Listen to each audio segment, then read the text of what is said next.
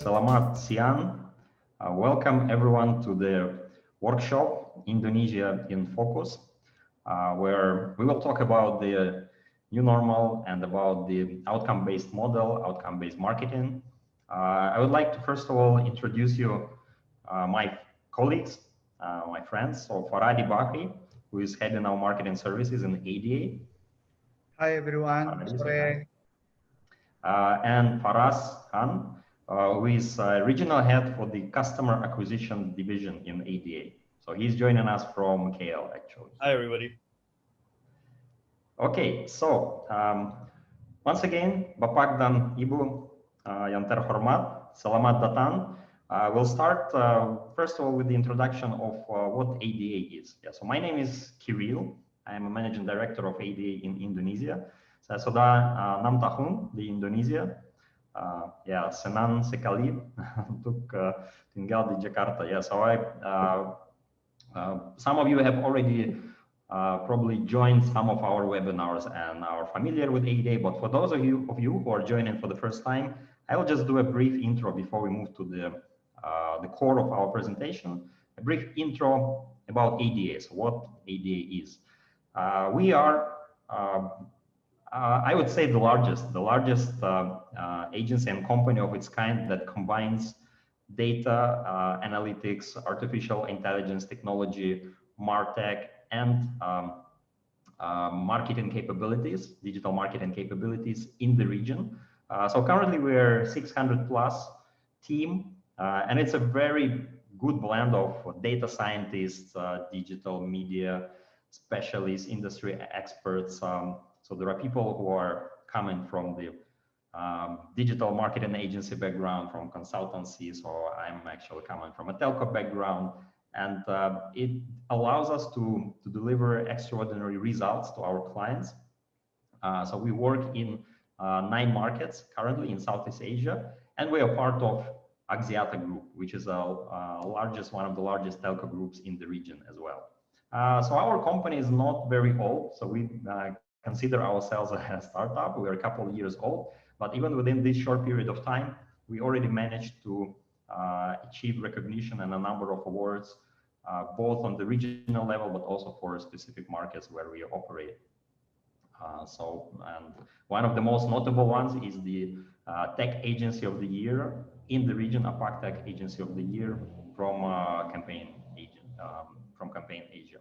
So we also serve a broad range of clients, so all industries from banking, insurance, to telcos, to FMCG, to retailers, automotive. So we serve them all. In Indonesia, we also work a lot with the clients serving the telco inventory, and basically anytime you receive an SMS or advertisement, if you're using an Excel network, so it will be coming either through us or directly or indirectly.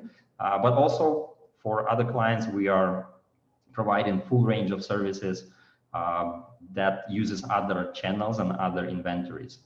The biggest clients in Indonesia would be probably BCA, Mandiri, Toyota, OCBC recently, Friesland Campina, so Burger King recently we started working with them. So yeah, actually many of the companies on this list, and they keep on coming.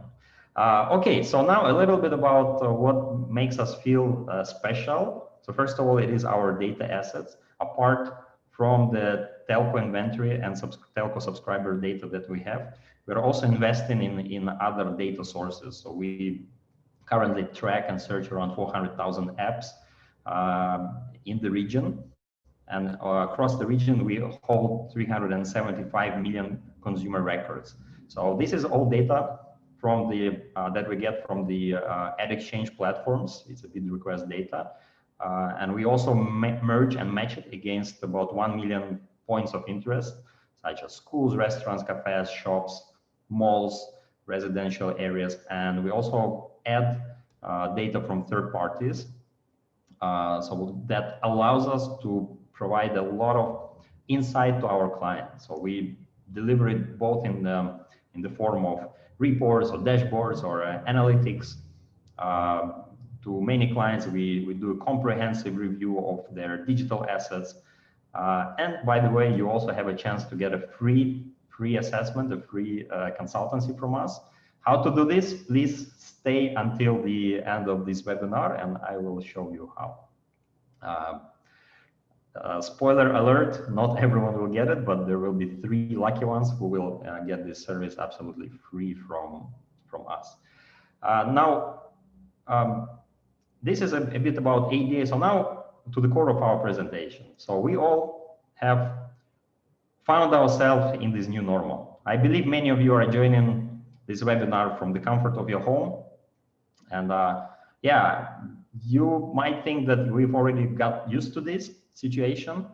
And we try to live with it. We try to get the best out of it. But also I wanted to share with you how does the regular consumer feels about the new normal and the COVID. So first of all, and probably it's not surprising, the consumer confidence index has dropped significantly right immediately after the COVID situation has started.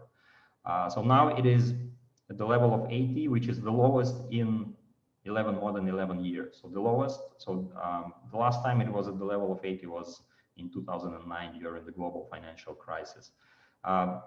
So this consumer confidence index is actually, it's a composite index. It includes the security of the job, the overall perception of the economic situation, but also the household income. And you can see that the 75% of respondents, of those who were asked in July, how was their income, household income impacted by COVID. So 75% of them, they said they lost in personal income. 20%, only 20% said it stayed the same, and only less than 2% mentioned that it has actually increased. So what does it mean? Of course, it's not good news for all of us because consumers have less money to spend. Not only they have less money to spend, they're also their confidence, their willingness to take or to purchase investment goods, especially, or more expensive products, has decreased. Now, why is that? So first of all, the threat is still there. So we've now been already for let's say last 6 or 7 months, we've been in various kind of social restrictions in Indonesia. So PSBB has been recently extended or renewed once again. So what you can see in this chart, so still around 80% of consumers are afraid of contracting COVID. So that not only the PSBB, but also the fear of getting COVID is stopping people from going out, from visiting malls, shops, and restaurants. And you can see also it has not actually decreased. Yeah, so you would expect that as you know, we have these social restriction measures, and potentially with the you know, all the measures that the government is taking to fight COVID, it would go down. Unfortunately, it has not decreased. Another interesting piece of data that I wanted to share with you is also, despite this, so we are still afraid of contracting COVID. Despite this, if you see the number of people who want the social restriction measures to remain, that number has dropped. So in May, about 50% supported these kind of restrictions. In July, only 34% actually wanted PSBB to continue and the social restriction measures to continue. Why is that? Is actually exactly because of that fear of losing a job, because everyone would see what impact it will have on the economy. It's a tough call. I don't think there is a right answer also for Indonesia. You know, the government is now discussing the omnibus bill, a highly controversial bill. There are also a number of measures that have been taken to help the economy, but still the situation is such that yeah, the consumer confidence is not yet there.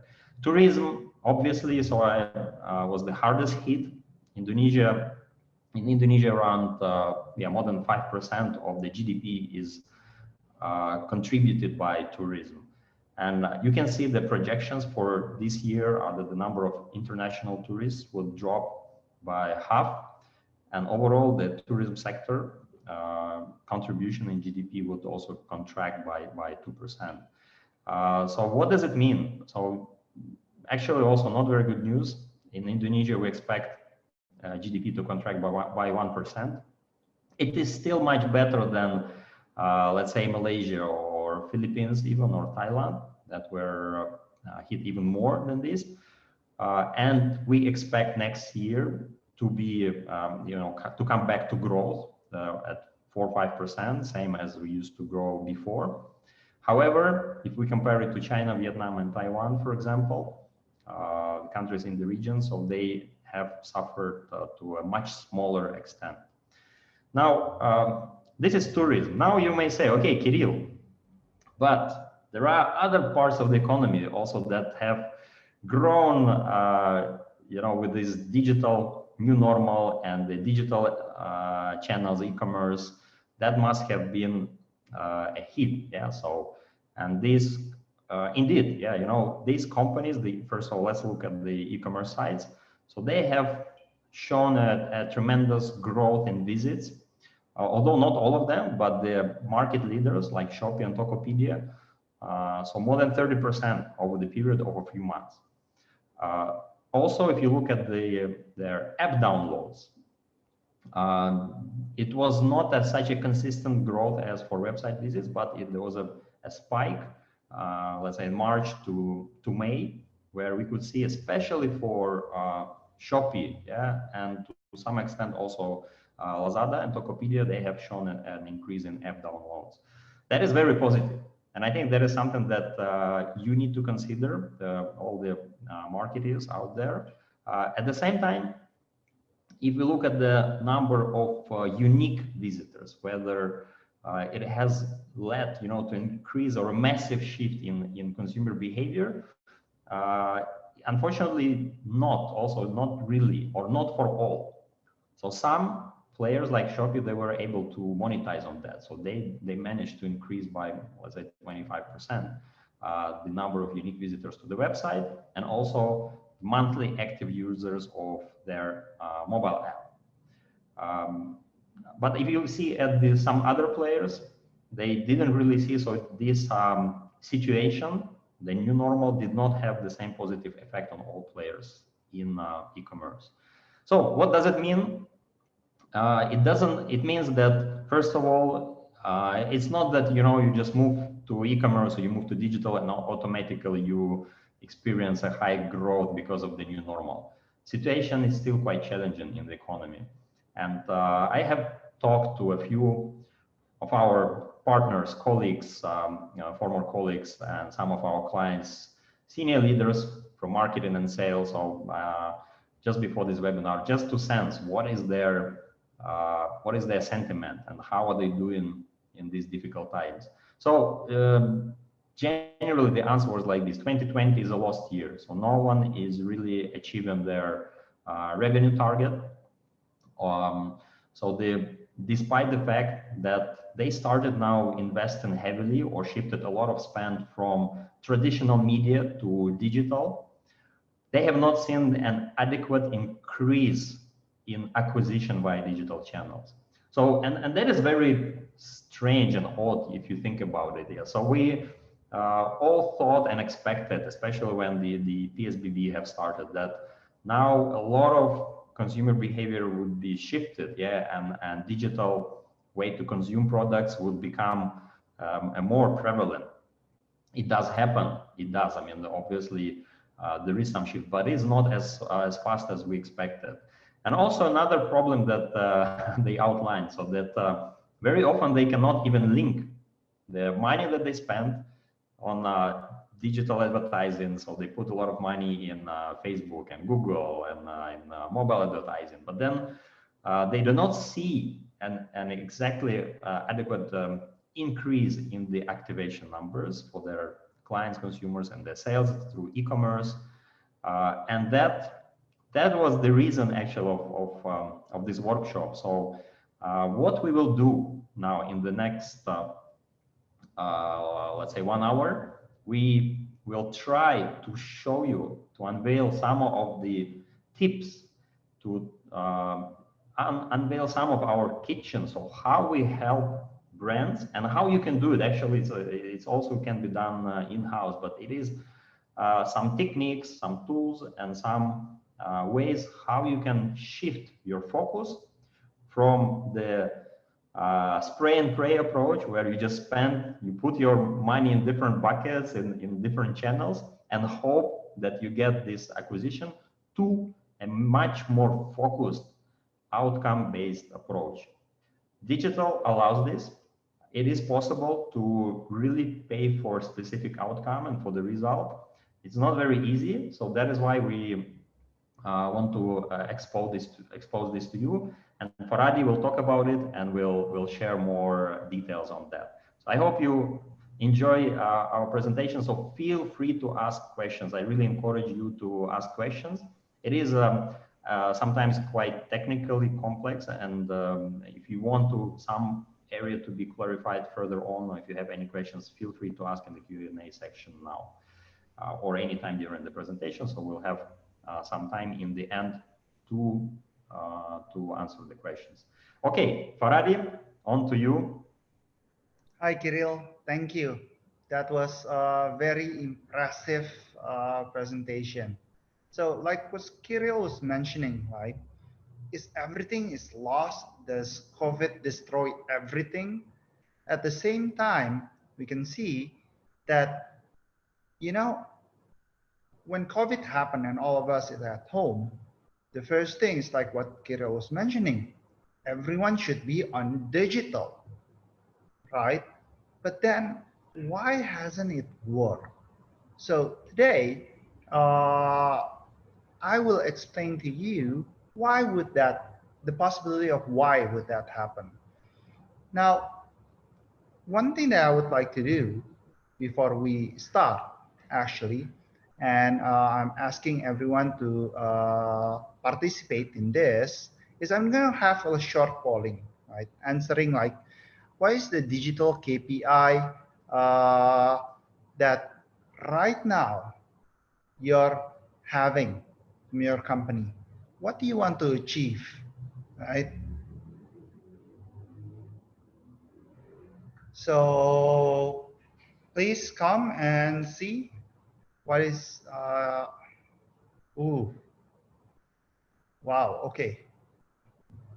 Oh, interesting.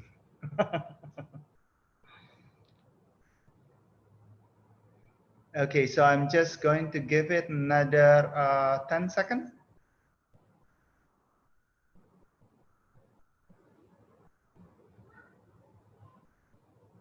One, two, three. Okay, I'm gonna close it and share it with you. Do you have any idea?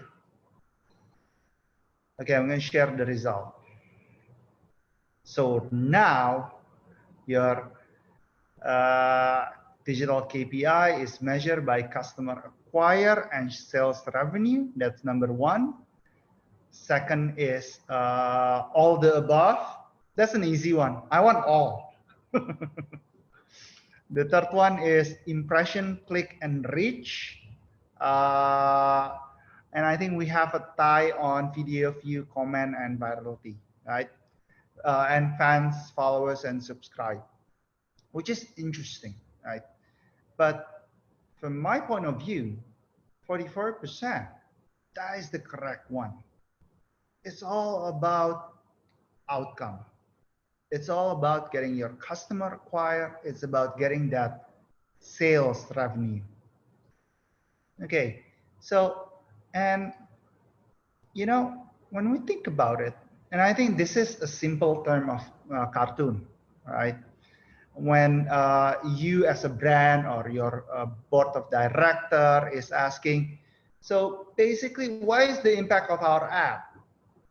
And your partner, your team would say like, you know, well, it's not, you know, you don't expect sales directly happening, right? This is about brand building. And this is about, you know, a lot of things, changing perception, habit, but sales, that was at the end of the funnel is it's a far away thing. Right? It's something that is very hard to achieve. But then if you think about it again, why do people actually shift their budget to digital? Because of the promise and the capability of digital itself to deliver result and impact. But then sometimes the reason why we don't do that is we don't know that it can, or the capability of what we felt digital can do is very long term. Or it's like, oh, I'm from FMCG brand, and I'm much more focused on building brand, which is fine. But the most important thing, performance, is about sales. So now let's look at a certain case. Okay, I feel that this is an interesting case. So one of the bank, right, reach out to us and says like, you know, right now during COVID, we are in desperate time because with COVID, PSBB, no malls is opening. We cannot do any offline activation, and there's nothing we can do. But then we still need to spend our budget. Why? Because that is the direction. If we don't spend, next year they will cut our budget. So they give us a budget that is coming from offline to digital. Now, when they have done this, right, what is their KPI they're thinking of? Obviously, they think leads, but when they have lead, they also have a secondary KPI, which is clicks. What happened next is when they run the campaign for 1 month, first, what is the best channel? Facebook and Google, easy, right? What is the creative? Oh, we just use what is available from offline, which is a brochure, fine. So they run the campaign for 1 month. What they found is surprisingly, the number doesn't add up. The lead that I was expecting to be huge actually doesn't deliver. So when questioned right now, so how can we optimize this? And one thing is, lead will come if we have more clicks that's happening. So why don't we just optimize on click? And they did that. So they try to push the cost per click, hoping that they will have more click, hence more leads. So what do you guys think happened? Will this work? Let's see. So this is kind of like the dashboard where they run, right? This is where you are able to see is your marketing dollar success or not. Now, their strategy is lowering the cost per click. So if you can see right now, their CPC number is 1.79. Previously past month, it was like 3.5. So they cut half on CPC, that was like an awesome job. In the same period, they actually increased the click into 145,000. Now, however, if you see on this area, right, the CPC is down. There is an increase on CTR, and average daily impression, there's also an increase of over 30%. But if you go on this side, which is the GA conversion rate, the jump from here to here is actually minus 63%. I mean, what happened? The cost is lower, but the conversion is also lower. Lead to ops conversion is minus 8%. And what's crazy is if you calculate the cost per conversion is $99, cost per month last month was $71. So now with lower CPC, the cost per acquisition is actually more expensive. So now let's take a look at this side, right? You have the impression, you have the click, You have the lead created, lead converted, and the opportunity won. Now, this cost per connection is actually coming from this, which is, now if you see from this point, right, I think it makes sense why the number is lower. In a consumer mind, when you do digital, the first thing you do is, oh, the price is $100 or $10. I want to haggle it to $6. That's basic human. You want cheaper, you want better, and stuff like that. But what you don't know is by doing that, you are bidding on an inventory that is actually low quality, right? Why is it the bidding become cheaper? Because no one else bid for that inventory. Why is no one bid for that inventory? Because it's low quality. Because of that low quality, then the result is also bad. Another thing that happened is that you optimize on click and you don't optimize on action, which is the CPA. Now, obviously, if we see the trend at the end of the day, on the last one, the last 3 days, this is actually good because the lead is high and total cost is low. But they didn't achieve this in the previous day. One thing is because they're not focusing on the creative material. They have 4 creative material. D is like the biggest one, right? But this D delivered the most, but the most expensive at the same time, which is that's the problem. And it keeps running until the end. So if they can manage which one is more effective and deliver at the end what creative and what type of campaign actually deliver the CPA number, then that would happen. You will have the best sales ever because now on average the offline cost for a credit card in Indonesia is roughly around $40-50. So $100 is basically you pay double. So obviously your sales team won't be happy because they demand result. Now, if we see why this happened, basically there's 2 principles, right? In traditional marketing, GRP is focusing on eyeball, reach, right? The more you reach, the better is the result. And it is disconnected with the sales team, which is out there selling the sales promotion girl, the event, all those drive leads and actual sales. While TV, this is much more on awareness, brand building, and changing behavior. Now on online, we duplicate that thinking. When in online, we felt that awareness and engagement is the way we measure on marketing. That's why some of you actually choose like the least of you choose like my KPI for digital this year is actually reach or view or followers or like. But you need to understand that in digital, those are vanity metrics. At the end of the day, digital are able to push down to lower funnel and drive you the sales number. Now, looking at the media plan, looking at the result above in the dashboard, what actually can we do when we're talking about improvising that with the growth hack or the outcome-based capability that we have? We work on 3 pillars. The first one is understanding who is the audience.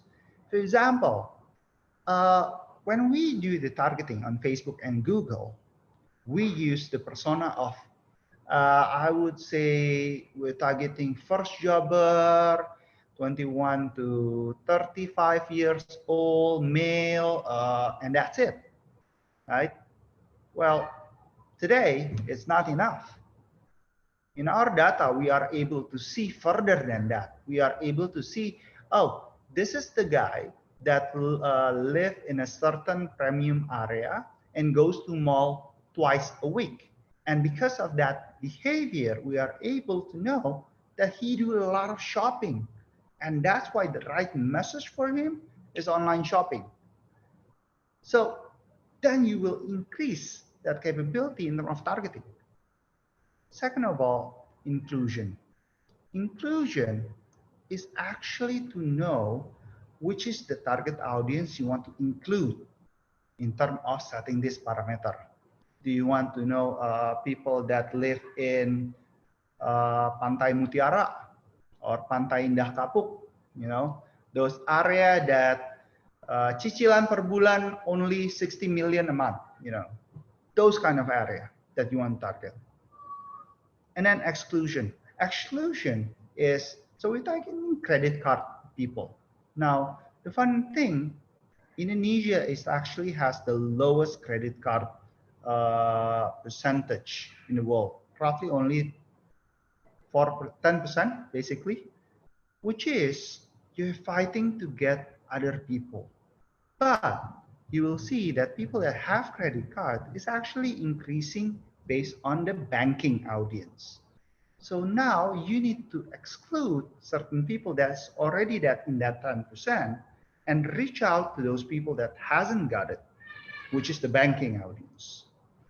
The fourth one thing that we realize is that, you know, certain type of message and certain type of credit card attract a certain type of audience, right? And it's very, the best thing to do that is actually targeting the same people. But if you don't have that audience, then you need to do a lookalike. And the best lookalike is basically the one that already is your customer, which means we're utilizing your CRM data and do a lookalike to expand that. Okay, the second pillar that we are going to talk is about creative. Now, you see, they use creative from brochure because it's easy, it's there, it's usable, right? I mean, it's not bad. You just slice it and it's there. The problem is each customer have different experience journey. Where do you want to target them? Is it on a laptop? Is it on mobile phone? On social media? On search? Each of those channels give you different experience, hence giving you different understanding of what is the best medium to target them. Even the ad format, not just about the size, but is it static? Is it GIF? Is it video? Is it content? All those create powerful information about who they are, right? So, because when we see, right, when we see that dashboard above, what we see is number. And that is the bad thing about digital. We only see them as number. But have you ever considered them as real people that see? What will you react if they see just a very tiny app in your mobile? Would they, I want this? That's what we all want, right? The consumer to jump in and I want your product. But face it, that's not going to happen. That's why we need to really understand what is the right messaging. Third one, channel. Now, I can talk a lot about channel, but the first thing to understand is each channel is different, right? Have you ever run a campaign and on Facebook and Google, and the result is Facebook say it delivered 200 acquisition. Google say it delivered 200 acquisition. So basically you should have 400, but then in your database, there's only 150. What happened? That's where you need an attribution model to understand which channel is actually really performing. Not just based on click impression, but the sales number or the end funnel. Obviously, the non-performing funnel channel should be eliminated. And this is, I think, what makes things worse is when people do performance campaign, they don't really think about the end goal, the business. like 44% of you say, which is you want acquisition, you want sales.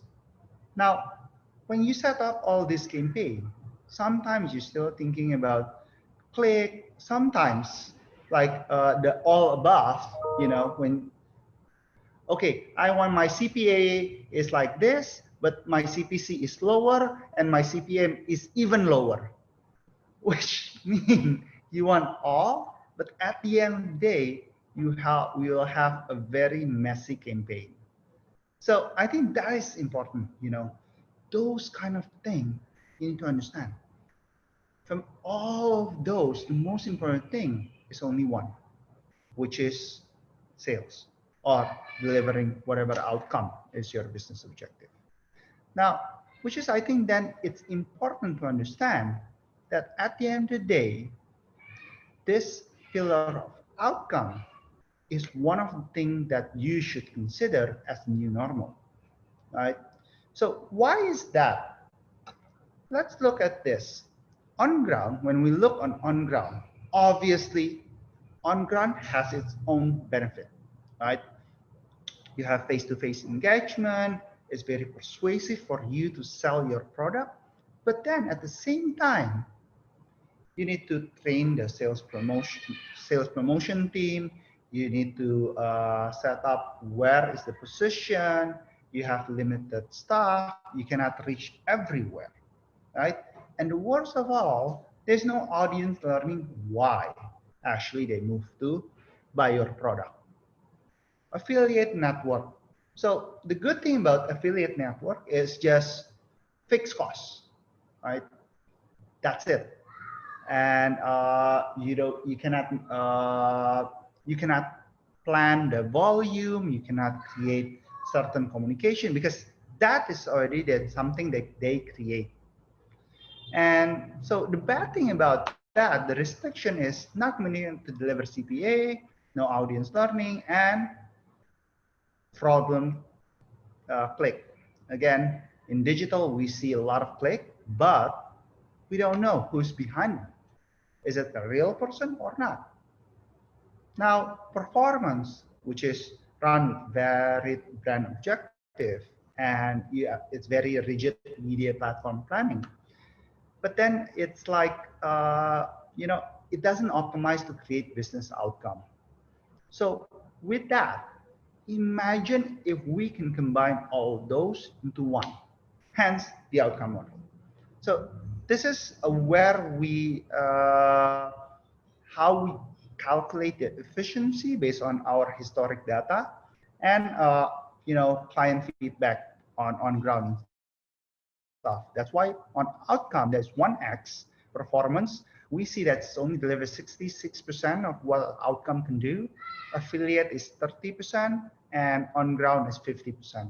Hence, that's how we define that outcome right now is more efficient compared to all this.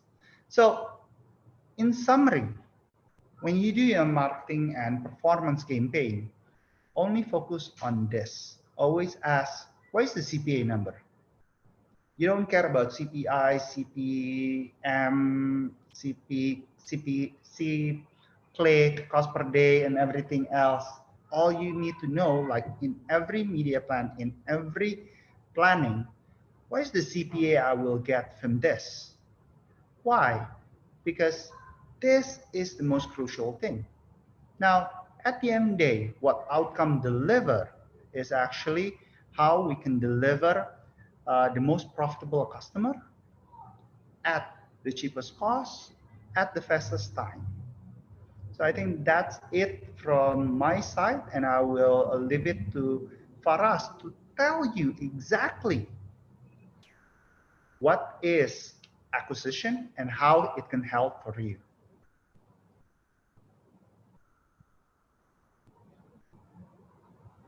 All right. Thank you, Ferrari. I'm just trying to get controlled. Okay. Okay, fantastic. Hello, everybody. Thanks for joining us. I'm Faraz. I look after the region for customer acquisitions. very interesting on what Faradi showed on where our focus is and where our eventual business outcomes are. And there is a lot of, disconnection, segregation between what we want versus what we actually do to get it. So I will deep dive a bit into the hows and how do we bring this to life in terms of customer acquisitions for you. Now, your business outcomes and on the uptake, I have one question for you. What do you see here? Now, obviously I can't hear you, but you would assume that this is a drawing done by a kid or a board manager in a boardroom. No, this is actually the consumer path to purchase that is today. This is the complicacy that the consumer path to purchase has become, right? Gone are the days when it was an easy sale, walk up to a counter, purchase the product. On digital, there's so much availability for the consumer that an exposure happens. There are triggers that take place, the whys of why a consumer will consider you, what will stop him in his tracks when he's on digital, consider you. And beyond that point, then there's a whole aspect of exploration and evaluation and the multiple ways in which the consumer rotates around before finally taking a decision on a purchase. And then there's a whole aspect of experience, how he experiences you on the digital space. How is the consumer journey like, which also relates to this entire consumer path to purchase and how successful it is. Now, I've told you how complex the current consumer path to purchase, and this is for literally all products, right? On how the consumer finds you. But our route still remains linear. And connecting back to a lot of things that Faradi's mentioned, despite this complexity, we are still looking at demographic interest targeting, which in native terms on Facebook, Google is very, very restrictive. What do they like? What interest did they have? We still depend on an ideal consumer when the consumer profiles or segments are very, very different for our products. Within a credit card range of suites, there's a very different sort of consumers that exist, right? Performance marketing. Now, yes, performance marketing is good, but it's still a very linear form of getting you those, how we call it, vanity performance matrices, not towards a business outcome. Faradi touched upon a very important topic. You could have the perfect consumer out there defined on digital, right? And the perfect segments, but our usage is still linear creative. So one size fits all is what usually is being done right now, which will fail because you have different consumers. You can't have linear creatives. And then there's mass outreach via influencers. I remember some 10 years back plus, influencers and now micro influencers are a big thing. Micro becomes much more apt, but it's still a very linear approach of mass spray and pray, right? And similar, Faradi has described the nuances of affiliate targeting. It's a very linear approach. Give it to them, they will give you a particular delivery, but on a spray and pray note. Now, let me share with you how do we do this, right? And some efficiency parameters attached to each of this. Now, the first portion of it is consumer triggers, which is basically how well or in depth you understand the consumer and how well and in depth are you able to define and reach out to those consumers online. There are a lot of avenues that we do this by. Data segmentation, whether it's first party data from the client or second or third party data that's available to us in our exact DMP, which Kirill had shown you. Video analytics, understanding the consumption behavior of video gives you a lot of insights into your segments. Who's watching your content? What are they watching? What do they like? What sentiments do they hold? Social listening is a wonderful aspect that we use in terms of giving sentiment analysis. Who is talking what? What sort of people are talking? What segment of audiences are talking? What do they think about your product? So this is the first stage of us forming a segmentation aspect of who our consumers should be, right? And we've seen across, CTR matrices or conversion matrices that it improves the efficiency by 2.3 times by having proper consumer segmentation. Now the second part. So you've defined the perfect consumer. Now you're going to bring him onto a website, an app, or any of your landings, right? Establishing that clear and concise pathway for the consumer, and that experience piece where they either fall off or go to your competitor.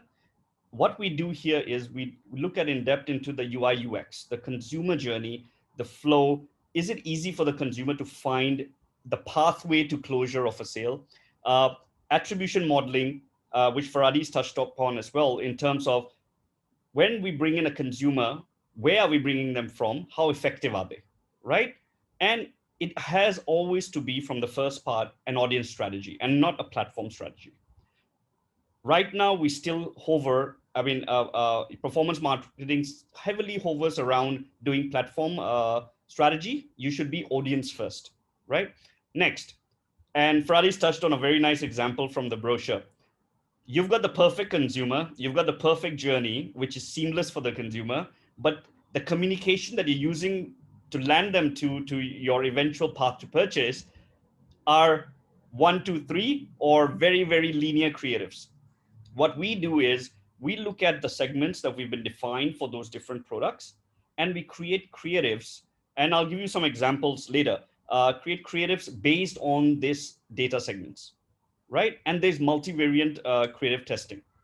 So your consumer journey gives a 3x lift in terms of efficiencies, because if that's broken, that's a failure for you. Your data-driven creatives increases that efficiency to a 1.8x times, right? And this is across different sources and different historical benchmarks and industry benchmarks that we've seen. And finally, we culminate all of this into an outcome-based delivery, where all of this is required to deliver an outcome-based and pay per outcome, and it's not restricted to an installation or a leads, which is, again, usually the first step on any matrix. And the focus is on cost per outcome. Now, let me give you a real-life example of a couple of these. Now, the impact that these particular components, and again, these particular components in whole and not in silo, have had on different brands that we worked with.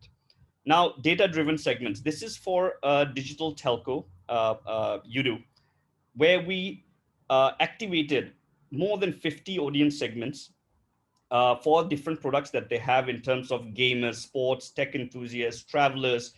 Different data segments for different needs of the product were defined, obviously, and followed through with different creatives. There was a 112% increase in monthly activations, right? Now let's look at an e-wallet example, Boost.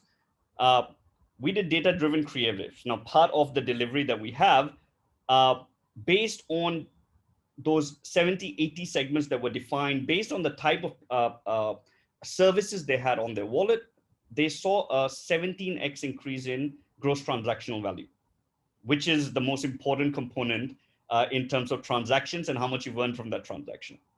Now, on the UI UX front, I won't name this client because we did a UI UX evaluation before we started outcomes with them. Their step 1 to step 2 journey within their consumer journey part of it, there was a 92% drop off. So consumers, for example, you spent $1 on getting a consumer there. When they move to the next page, 92% of that value deteriorated because they bounced off. So we had to go in and fix this, because without this, you cannot reach an outcome. And finally, for Citibank, banks usually have this aspect of not having complete digital journeys, because there's always a KYC aspect that's attached to it. We created an attribution model where we could attribute a consumer who was exposed to an ad all the way to when a consumer got approved for a credit card. And we saw an increase of that, because then you can optimize accordingly. You can attribute, you can optimize, and do everything on the previous ends. There was an increase of leads to approval ratio of 32%. So these are impact points. Now, drilling further a bit into this, because this is very interesting on how we deliver.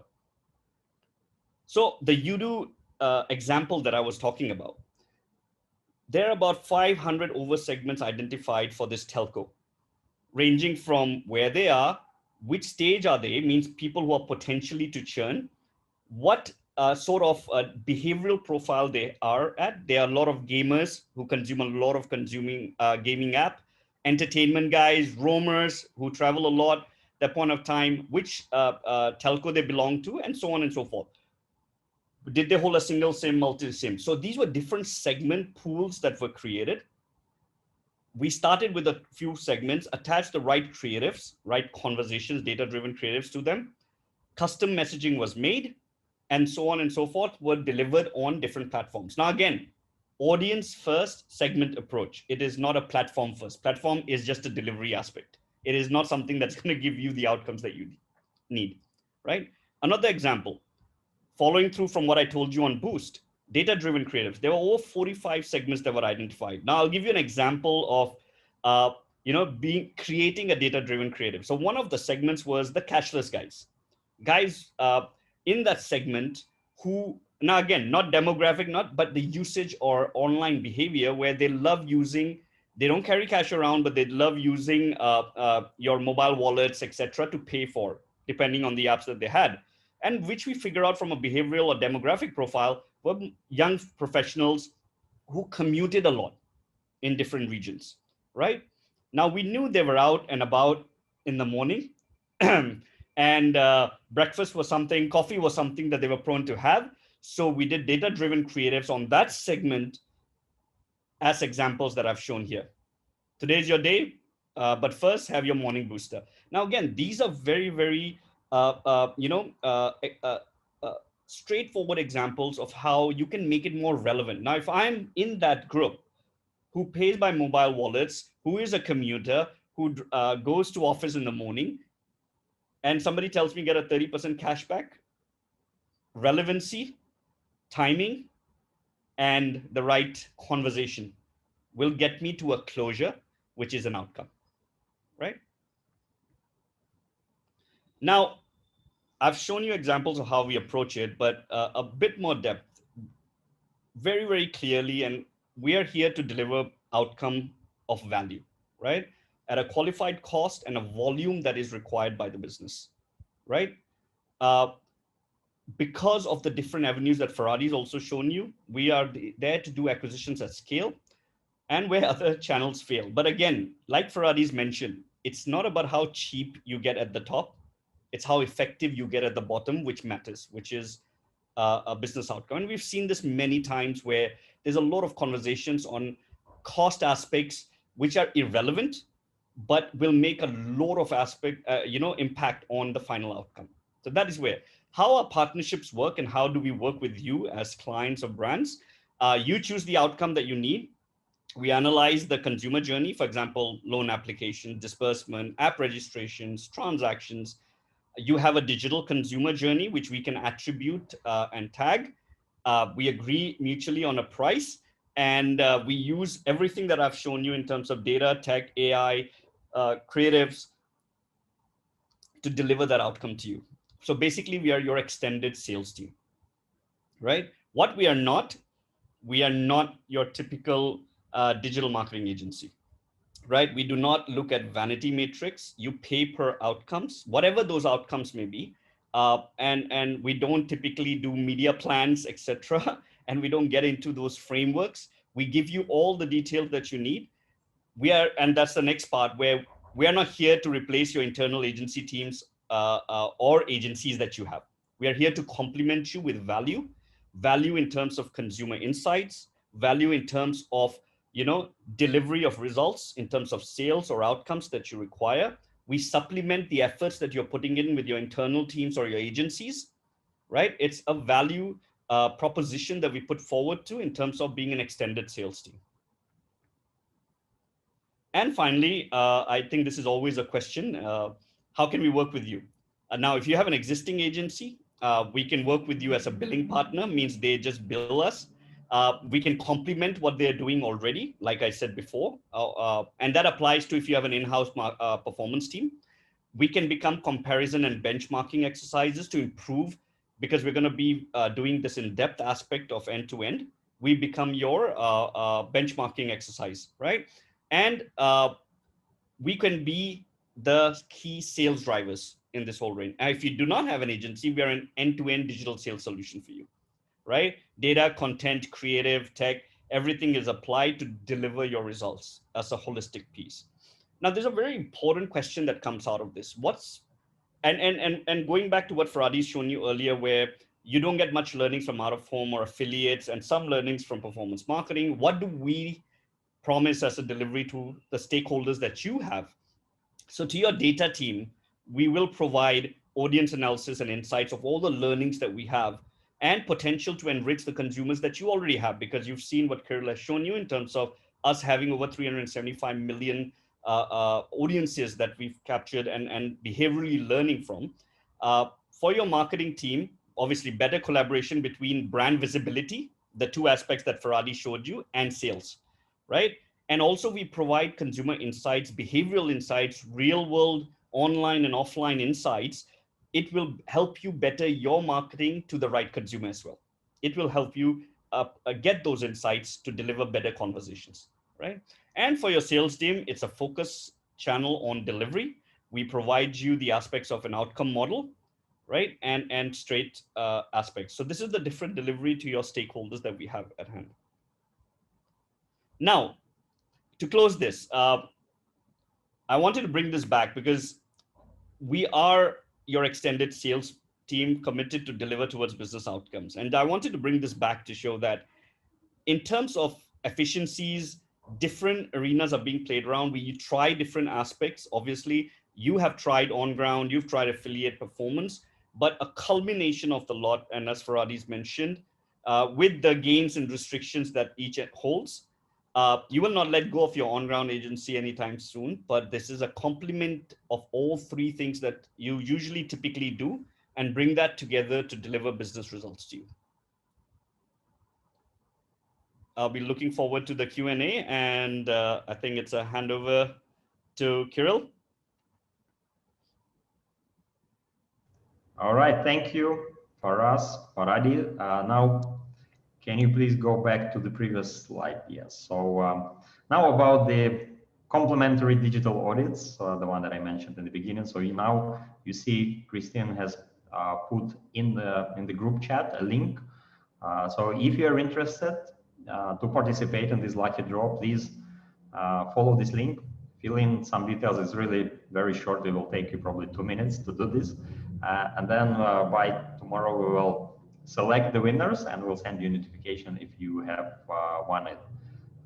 So also, if you're really, really desperate and if you want it, by all means, you can reach out to us through LinkedIn or just send a drop a note to ADA. We're very much willing to discuss this with you. But 3 will definitely get this free assessment and presentation to your team and if you want to your top management on your digital asset performance. So now let's move to Q&A. I see there are a few questions that we have received just before this webinar, and there are some that we have received during the webinar. So probably the first question. Okay, first question is on the industry. So is there any restriction on the industry, and which industry is the best suitable for this model? So maybe Farhadi, you want to take that? Yeah. Hi, Kirill. So that's a very good question. So we don't limit ourselves in terms of industry, but like Faraz was presenting before, as long as the journey is in digital and we can measure that, we are pretty sure we can deliver result on that. So we have done with delivery, with BFSI, and now we are even going to a hospital, for example. Now, if you don't have that journey complete, then like what Faraz mentioned, then we will complete you in a way.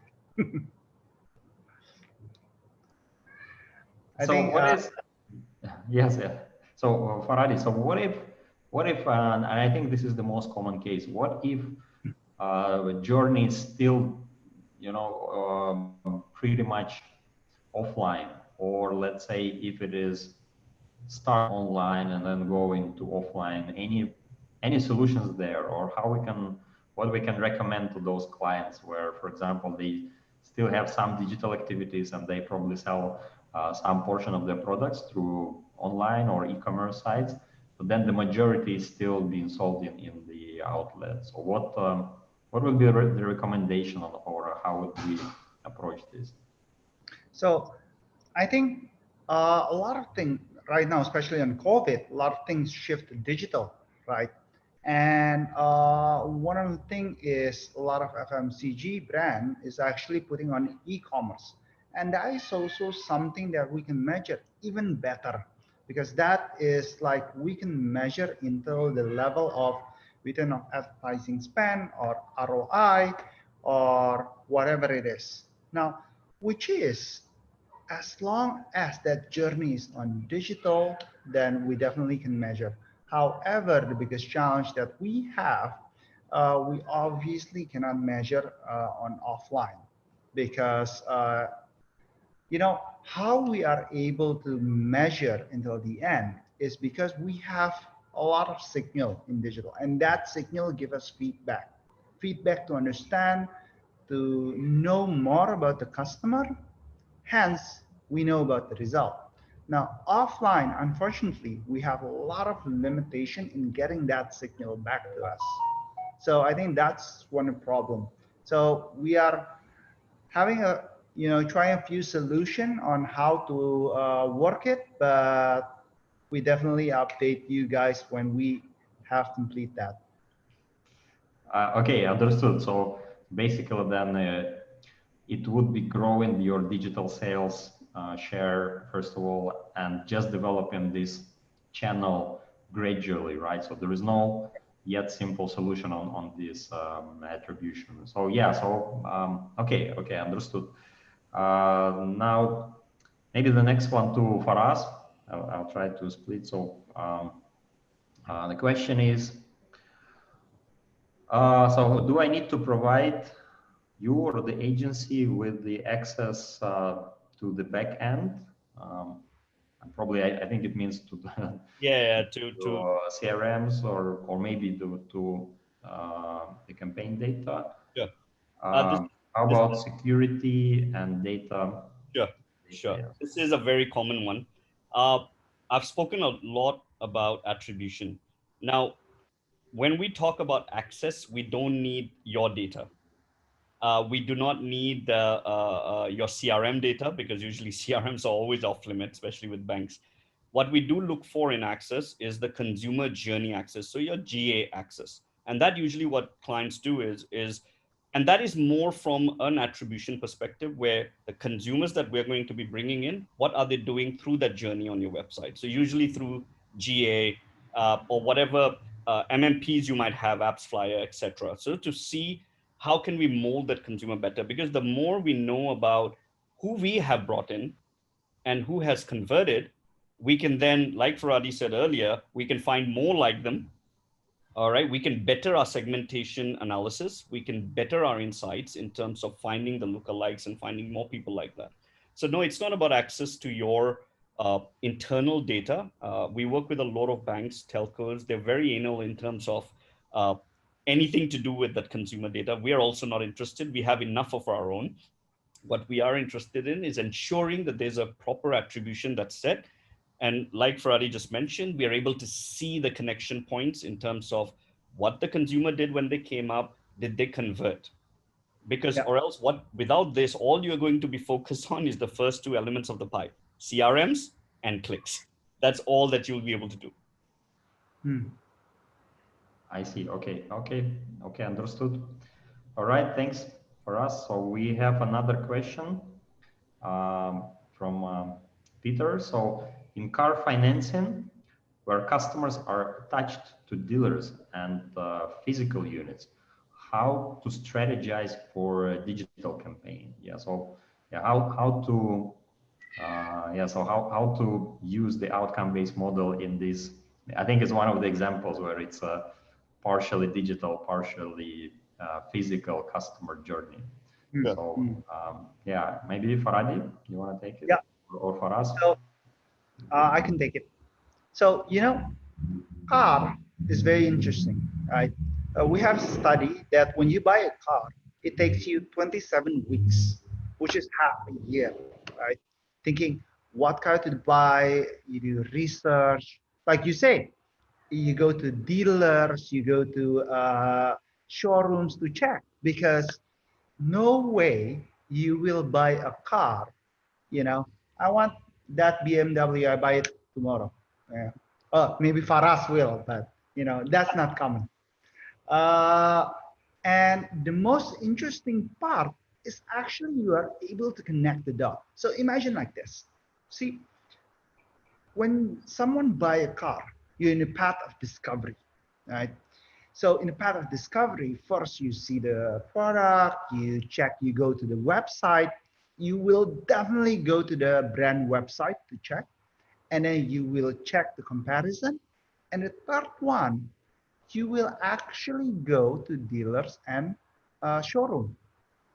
Now, if you connect that on digital and utilizing a POI targeting, which is point of interest, where you are able to track that this guy is actually searching and going to dealership, that's when you hit, this is my target, right? Because then you are able to understand at what stage they are on. Hence, what is the motivation to drive them? For example, when people already go to dealer, right, most probably they have done their research, they already know what model they want to buy and at what price point, right? So then what they're looking for to dealer, besides seeing the unit, getting your wife approval or family approval, next thing you're looking for is a best deal, which is promotion, where you usually haggle with the sales team, right? But that is something that we can actually help, because with that proper signal, then you can optimize on the outcome actually. So vice versa, when you are in searching mode, right? When you start comparing and search, then you get all the signal. So I think in car financing, you actually can see what is they looking for right now.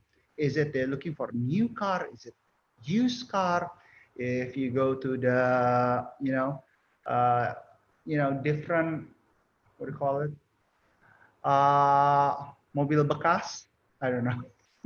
Used car sell, you know what is their budget point, what is their price, and you actually, buying car, you have tons of signal, and you can optimize on that on outcome. Yeah, maybe I just to add, I think um, what we have shown and what Farad has shown. So for this particular industry, probably the segmentation is key. It's a little bit less about the creative optimization and campaign, and the right segments and the segments can be derived both from the digital behavior and their propensity to buy, but also the physical, the location. So in our database, we have the POI, the points of interest of the car dealers. So you can also track and see which customers or which users of the apps have visited specific outlets, certain outlets. You can do it for all brands. You can focus only on specific brands, and then you can target and address these devices that have been spotted in a car dealership or an outlet. Because then these guys are already at a advanced stage of this very complex car purchasing process. So that is another angle of how to use data to make your campaign more efficient. But yeah, it's challenging. I think it's one of those cases where the journey is intermittent from going from digital to physical. There is some part that is happen in the physical world, then in digital. There is no easy solution, but it is possible. It is in this particular case, yes, it is possible to improve the digital campaign with that. Well, certain brand have different, different strategy, but yeah, like you said, it's very feasible. It's like Farah slide, where all those drawing that is basically when you buy a car. That's the journey. Everything right now.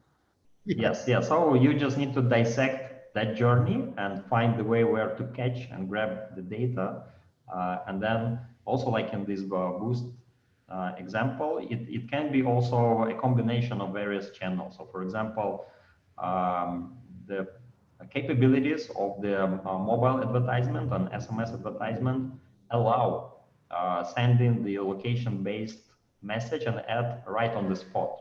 Yeah, so meaning that even while you're in a car dealership, then you're getting an SMS with an offer. So without leaving even the the premise or the car dealership, their outlet. So that which one of them will work best?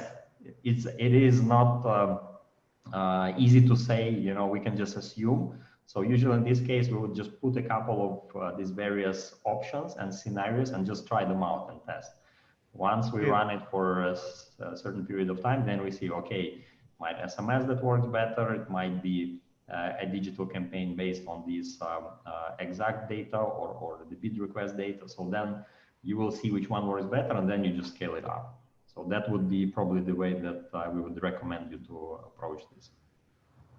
Okay, so a couple more questions. I think we only have 15 minutes left. And there are, so from Agustino, there was one question. Thanks for an interesting presentation. Let's say we have 500 segments of user persona. Do we need to custom the message and creative of every campaign targeting each segment? So maybe for us, you can, since it was in your part, so maybe you can help to answer how to deal with this no. See, there's always got to be a starting point for if you have 500 segments, and even if you start creating creatives of communication for 500 segments, it will take time. There has to be a grouping of these segments into similarities and behavioral similarities, which delivers through that. And it's always an A/B testing too. So you can't start with 500 desperate variants. You won't have enough money to try all of them. But first of all, you need to start with clubbing and then deep dive from their responses and behaviors to see which are working, which are not working.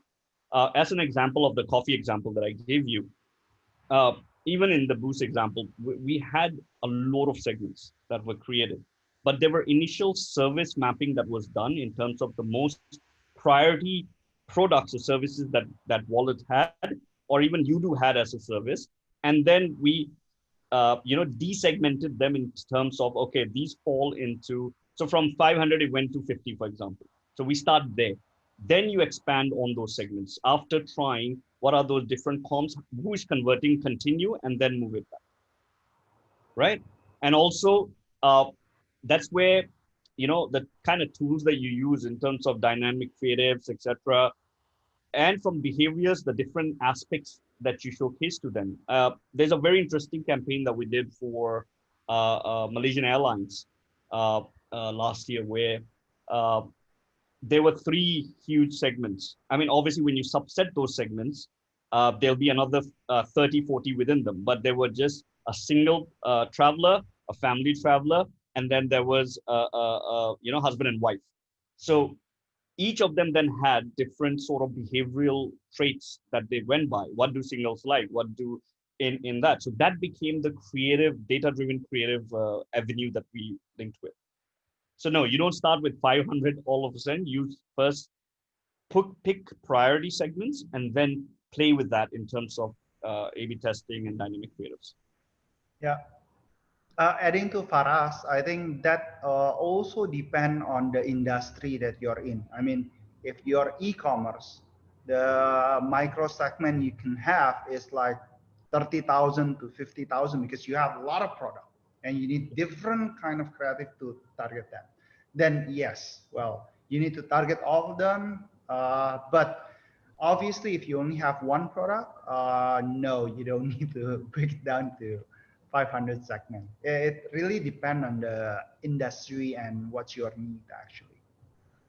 Exactly. Yeah. Thank you, guys. Yes, but it seems like we are moving to the segment of one, right? So when everyone will have a very tailored and personalized ad, and there are tools, yeah, actually how to deal with this complexity, like Faraz has mentioned, the DCO.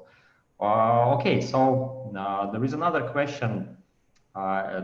Something that we have not really covered, but it's coming from Aldi. So how, guys, are there any differences in applying this approach to B2B services?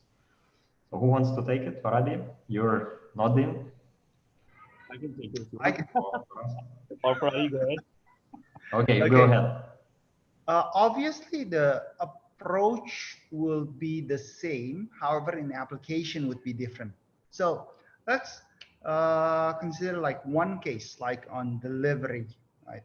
The objective of the outcome is to get macro seller. Macro seller is people that have a delivery of 3,000 in a month.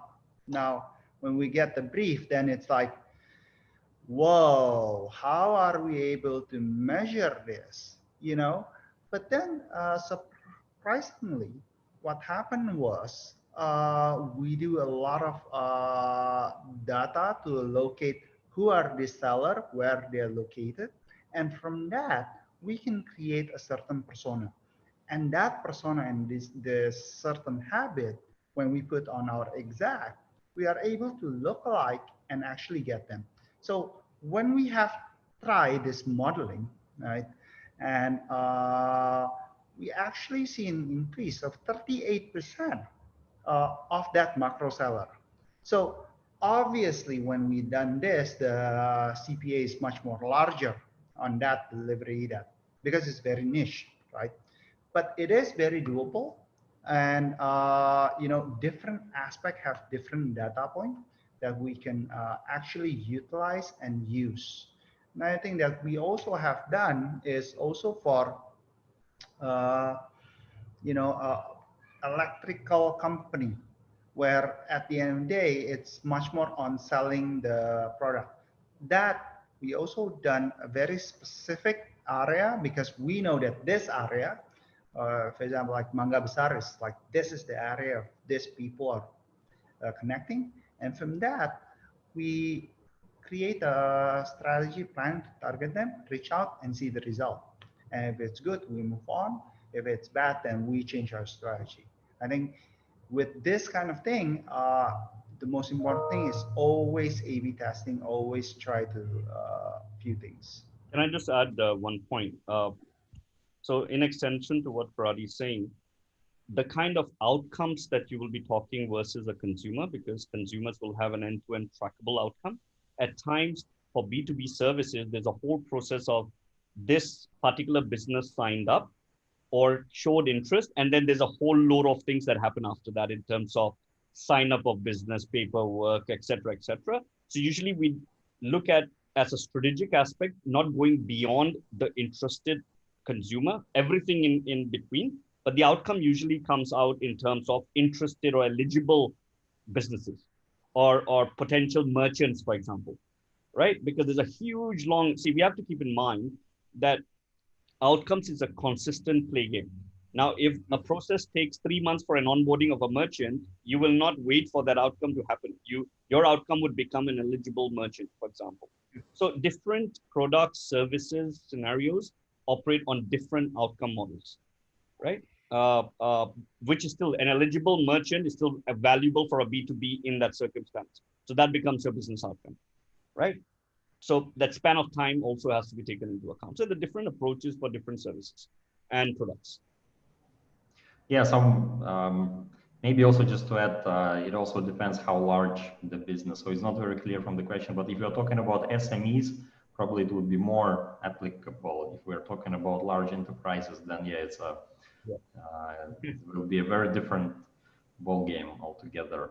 But yeah, in general, yes, possible. Yes, although targeting is a bit more challenging what the guys have explained. All right, so we have another question, maybe the last one. So from Ujaya, so thank you for the question.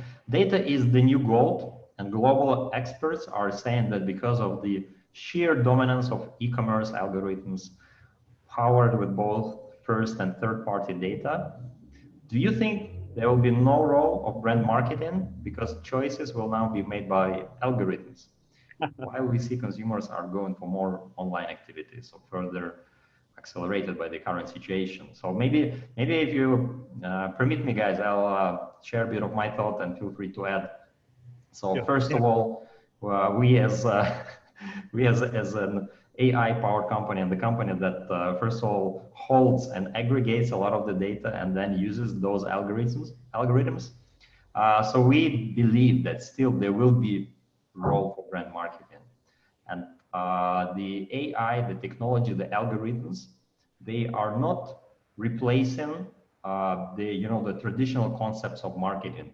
You still need to build a brand, right? You still need to have a certain connection to your client. So everything that we know about branding, about in general segmentation and targeting, differentiation. Yeah, so that is something. Let's say if you need to decide what will differentiate your brand, will make it stand out of the crowd, differentiate from your competitors. At least at this point in time, these kind of strategic decisions, they cannot be made by AI. However, the role of digital brand marketing will probably change. So first of all, some of the more simple tasks, especially on the segmentation and targeting, especially if we are going into the micro or nano segments. We've been talking already 500, 30,000 segments. Of course, it is impossible to do this manually. So these tasks will be, this will be automated. Yeah. Now, even some other tasks that previously we thought can only be done by humans. So we think, let's say, copywriting, right? So it's something that I think everyone you ask who will do a better job, a computer or a person to write a copy, write a marketing message. Probably everyone would say, no, computers are still not at this stage. Well, let me prove you wrong. So there are already examples in the world. So they are still not yet in Bahasa. Unfortunately, the tools are not yet there, but I think we'll get there probably in the next year. When a copy written by an AI algorithm has outperformed the copy written by a human person. So this, I think it was in the US last year, JP Morgan has started using this, and we are seeing these examples more and more. So it will happen eventually also to other parts of creative. So production, adaptation, already the dynamic creative optimization tools are good at this. So all A/B testing will be automated, and these jobs, it will not be you or me looking into two different creative and visuals and selecting the one. Indeed, this will be done by a machine. But it doesn't mean that the brand marketing will be there will be no role for us, no job. It just will be a different job. We will have to be more data driven. We will have probably to give more tasks to machines, to computers, rely more on tools. But still, the core of marketing, of branding will not disappear. Yeah, so still, at least so in our lifetime, we believe that yes, this will not be replaced by computers. Maybe only with quantum computers when their capabilities are bigger than that of a human brain. But this is more of a sci-fi at the moment. So, okay, guys, do you want to add something? Feel free. Yeah, I mean, just a final word on that is like Kirill mentioned, the change of roles. So marketing would become much more data evaluation. You'll have digital psychologists evaluating consumer behaviors a lot more based on the algorithms pulled out or segments pulled out by computers. I think that's where it becomes. But the pure human aspect of taking decisions, this looks right, this doesn't, the instinct aspect, but based on a holistic plethora of data will always be there, right? It's just, and Kirill put it really nicely, that the function will remain, but what the function does and how they do it changes drastically, and it has started changing substantially. True. I think let me add that. So I think in the new Netflix movie Social Dilemma, you'll see that it's each one of us is a product of attention economy, right? It's all about attention, right? And right now, what algorithm can do is so powerful. But at the end of the day, what happened when e-commerce A have e-commerce algorithm, e-commerce B have the same, C and C. and you will be exposed into this same thing, right? Which means your attention won't be interesting again. You won't put attention there because it will be just like a regular stuff. If every day you eat hamburger, for example, and that's become habit, when there's even new variety of hamburger, that's just like a regular stuff. But when you come with nasi goreng, for example, that's like, wow, what is this? Nasi goreng with keju or something. So I think the function of marketing will always be there. It's just how do you create that branding and experience? And I think that is what's important at the same time.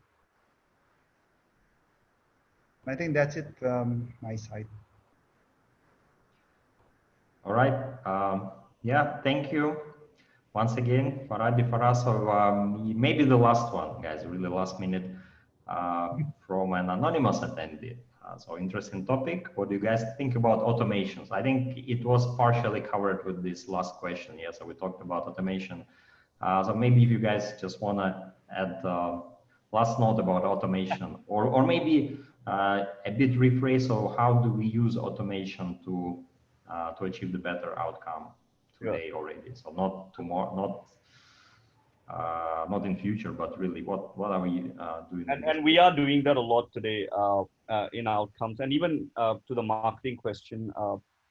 Typically, any monotonous aspect or optimization aspects, that's where automations and creative automation has also started.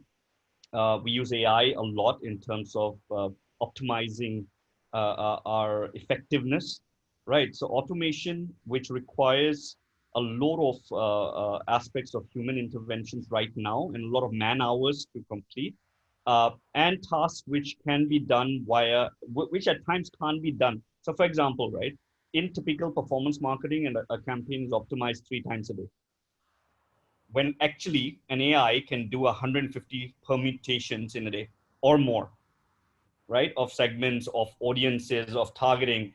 So that can never be achieved by humans.